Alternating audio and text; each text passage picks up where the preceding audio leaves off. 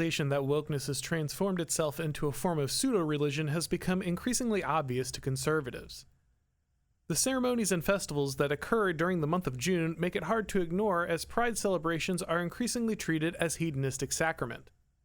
The fact that the United States government has heavily invested in these rituals creates an even more bewildering situation that trips the pattern recognition for those who are familiar with our mechanisms of constitutional restraint. As the Department of Defense, FBI, ATF, and Department of Education splash a rainbow across their logos and make passionate declarations of faith, many conservatives start to wonder what happened to separation of church and state. Christians are regularly told that they must check their moral convictions at the door because they live in a secular society, but the government seems to enthusiastically declare not just its preference, but its absolute dedication to the new progressive faith. The truth is that separation of church and state didn't remove the reality of conflicting moral visions. Instead, it created selection pressures which favored an ideology which could circumvent those formal restrictions. While the modern understanding of separation of church and state would have been unrecognizable to many of the American founders, it was interpreted in a manner which essentially banned formal religions from being adopted by government organizations, taught in schools, and eventually from even participating in the public square. The anti-religious jihad spearheaded by organizations like the ACLU has been far from even-handed. Christianity, as the traditional religion of most Americans, faced the brunt of the effort to purge faith from civic life, but in the end, any official religion was effectively barred from public institutions. But humans are deeply religious creatures who will seek out a narrative framework to make sense of the world around them.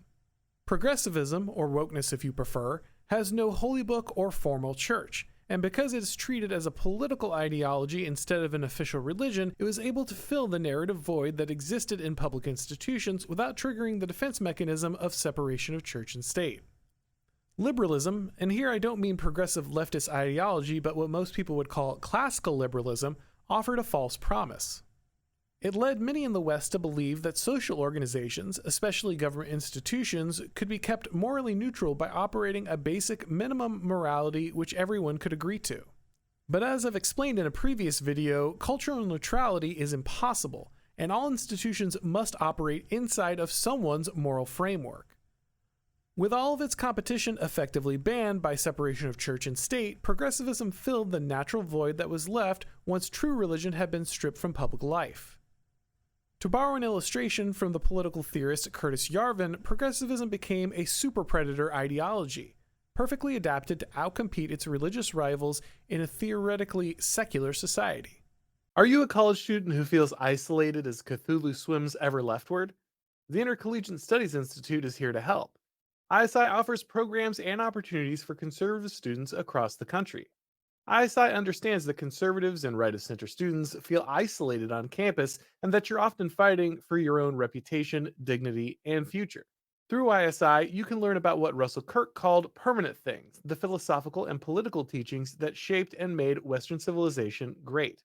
ISI also offers many opportunities to jumpstart your career. For example, Nate Hochman, who's been a guest on this show multiple times, got his start at National Review through ISI, and he's just one of many journalists that ISI has helped start their career. If you're a graduate student, ISI offers funding opportunities to sponsor the next generation of college professors. But most importantly, ISI offers college students a community of people that will help them grow. If you're a college student, ISI can help you start a student organization or a student newspaper or meet other like-minded students at various conferences and events. ISI is here to educate the next generation of great Americans. To learn more, check out isi.org. That's isi.org. You can click the link down in the description to learn more. The ideology that would eventually become known as wokeness was given a legal monopoly to operate unopposed in institutions like universities and corporations, which granted status, prestige, and wealth. Progressivism also became the only acceptable form of moral instruction in public schools and government agencies. For all of our modern pretense about progress and reason, the inescapable fact is that humans are deeply religious and always will be. People will always need answers to questions of meaning, identity, and purpose, and will interact with those narratives in a spiritual fashion, even if the new faith leaves behind the official trappings of the holy book and church building. This is why the current attempt to return to a neutral civilization by classical liberals and even many conservatives is doomed. That experiment has already failed. The God-shaped hole in man must be filled, and the only question is, by what? Every nation, organization, and community will be ordered towards some vision of the good, and that vision of the good will have a religious narrative at its core. Lying about or ignoring this truth doesn't solve the problem of conflicting moral visions. It only allows someone else to smuggle their moral vision in the back door. The only reason that this illusion of neutrality seemed even remotely possible in America's past was that different regions were basically just deciding what flavor of Protestant Christianity their community would adhere to. While serious disagreements still existed, this overlap in shared values formed a substrate from which a common social fabric could emerge. That unspoken Christian consensus was eroded through a series of sudden demographic shifts, direct cultural assaults, and the disenchantment of modernity. Many liberals assumed that this shared moral vision was the natural human inclination and that it could be easily separated from what they saw as backward religious nonsense. What has now become clear is that Americans separated from that Christian consensus don't maintain some form of enlightened post-Christian secular humanism, but instead seek to embrace whatever faith is offered, even if it proves to be an ugly and twisted caricature of true religion.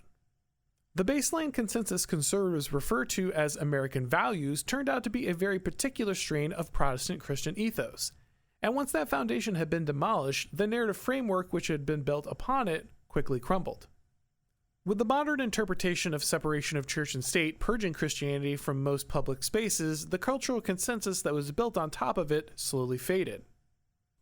Cultures and their values are embodied things. It's not enough for them to be written down on a piece of paper, they must be acted out as part of people's daily lives in order to survive. Increasingly, progressivism was the only moral vision around which institutions could be organized, and so it became the narrative which was acted out and eventually internalized. Even if wokeness could be purged from every American institution tomorrow, it would inevitably return if the narrative and moral void it left was not deliberately filled with another faith. As uncomfortable as it makes many on both the center and right, the illusion of cultural neutrality is dead. Some vague return to classical liberalism will not solve the crisis America faces.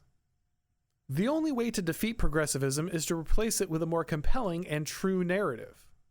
The only way to once again weave a social fabric which can bind Americans together is by acknowledging the indispensable nature of a shared moral vision. This doesn't mean some kind of cartoonish theocracy, it simply requires us to stop denying an essential truth about human nature. Religion isn't going anywhere, and ignoring that fact doesn't make us enlightened, rational, or objective. It only leaves us vulnerable to the destructive and hollow forms of belief that we allow to rule us in the absence of true religion. America will be ordered toward a vision of the good. Our nation will embody a moral tradition and act it out in our daily lives. Every human civilization serves something higher. The only question is, who will we serve? Thanks for watching, guys. If you enjoyed this video, go ahead and click like, and if you haven't subscribed yet, now is a great time to do so. If you'd like to get these broadcasts as podcasts, make sure that you go ahead and subscribe to the Auron MacIntyre Show on your favorite podcast platform. And when you do, make sure that you go ahead and leave a rating or a review. That really helps with all the algorithm magic.